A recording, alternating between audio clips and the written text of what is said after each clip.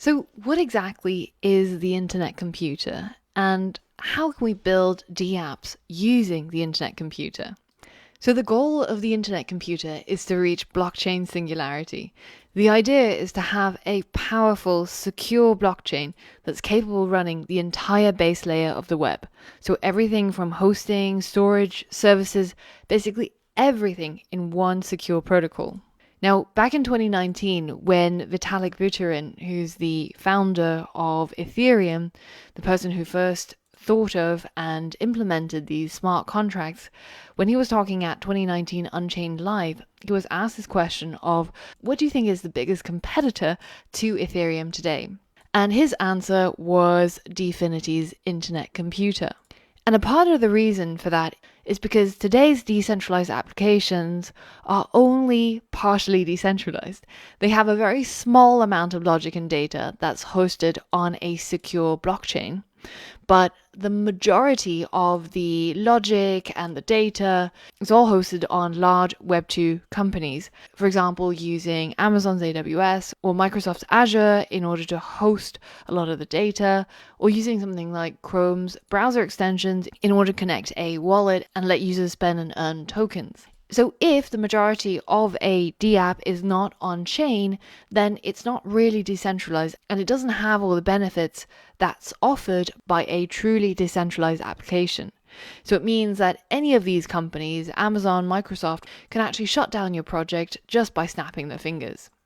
So why is this? Why is it that we have all of this technology and yet we're still relying on legacy infrastructure? Well, the reason is because it's extremely difficult with the current blockchains, for example Ethereum, to be able to host large amounts of data and carry out a large amount of transactions because it wasn't built for that purpose. Ethereum was built primarily to act as a ledger. It's not designed to handle a lot of the computation or data storage. So if we look at a day in data, just to see how much data gets created in your bog standard Web 2 applications, there's something like 500 million tweets that are sent every day, and about 95 million photos and videos are shared on Instagram, which is a crazy amount of data to try and put onto a traditional blockchain. And if you look at how much it costs just to store 1 gigabyte of data on blockchain, for Ethereum, that's something like $350 million at the current price of Ethereum. So a gigabyte of data is just about 300 phone photos. So if we go back to that 95 million photos, if you multiply out, that'll cost something like $11 trillion. Basically just completely unfeasible, which is why nobody creates fully fledged decentralized applications entirely on-chain, which is what I meant when I said Ethereum just wasn't designed to handle the entire tech stack of a web application.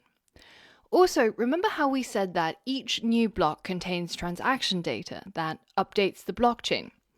The rate at which transactions can be processed determines how fast a blockchain-based app can run or how big it can scale. Each new post in a decentralized social media app is a transaction.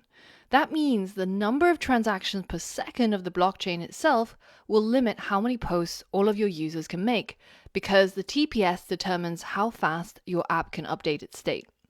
It currently takes something around 14 seconds to create a new block on the Ethereum blockchain. And Ethereum has gradually increased the block size over time so that more data can be stored into a single block.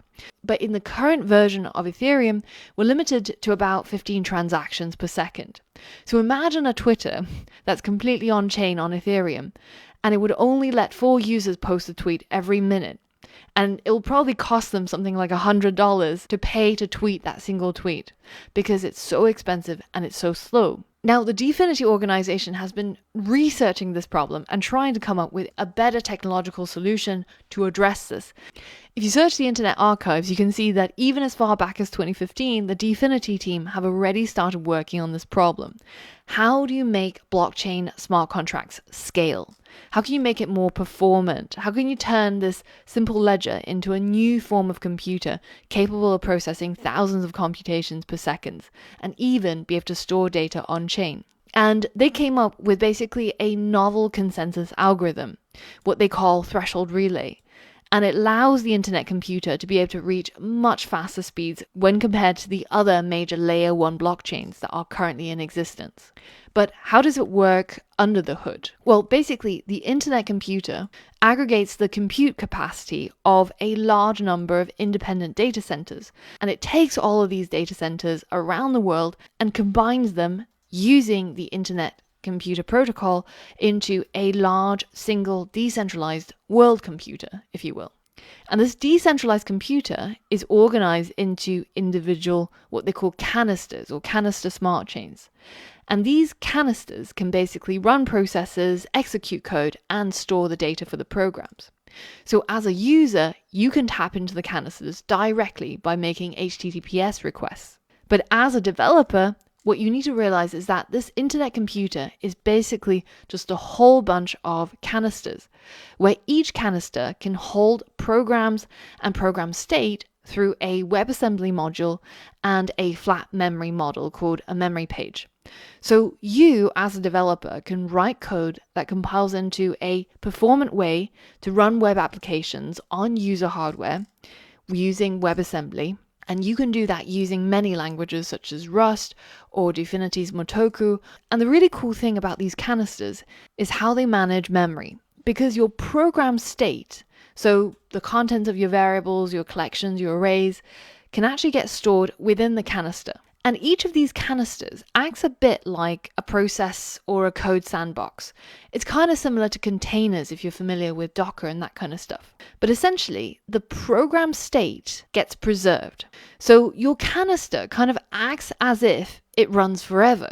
So imagine if you run something in Code Sandbox and you click run and that program never gets killed, then all of your data can just simply be kept in their variables. So if you have a collection, if you have an array, a dictionary, or an object, they just hold on to their state and they never get wiped. So that means you don't even have to think about data persistence or putting things into databases, taking things out of databases, because your program behaves like it never gets killed.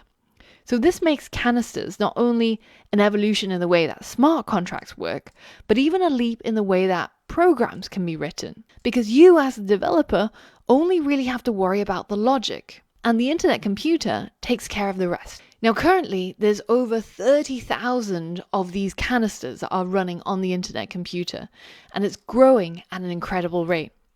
There's already hundreds of applications that are built on the internet computer.